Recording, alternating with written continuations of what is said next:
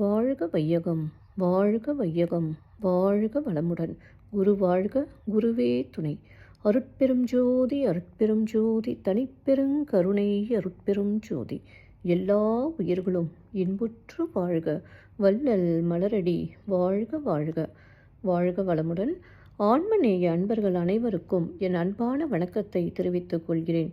இன்று நாம் இன்பத்து பாலில் நெஞ்சொடு புலத்தல் என்ற அதிகாரத்தில் உள்ள 7வது குறளுக்கு சன்மார்க்க விளக்கம் காண இருக்கின்றோம்.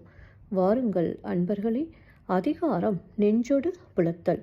குறள் 1297. நானும் மறந்தேன் அவர் மறக்கல்லா என் மானா மடநெஞ்சிருப்பட்டு. நானும் மறந்தேன் அவர் மறக்கல்லா என் மானா மடநெஞ்சிருப்பட்டு. முதலில் உலகியல் விளக்கம் காண்போம். காதலனை மறக்க முடியாத என்னுடைய சிறப்பில்லாத மட நெஞ்சினோடு சேர்ந்து மறக்கத்தகாததாகிய நாணத்தையும் மறந்துவிட்டேன். இப்பொழுது சன்மார்க்க விளக்கத்தை காண்போம். நம் நெஞ்சமான புருவ மையத்தின் உள் நடுவில் உள்ள இறைவன் என்னை விட்டு நீங்காமல் உள்ளார். இறைவனை அடைய வேண்டி நம் தொப்புளிலிருந்து ஒரு கயிறு நம் சிர நடுவுக்கு செல்கிறது. அதன் விளக்கத்தை அறியாமையால் இறைவன் இருக்கும் அச்சிற்றூரை மறந்தேன்.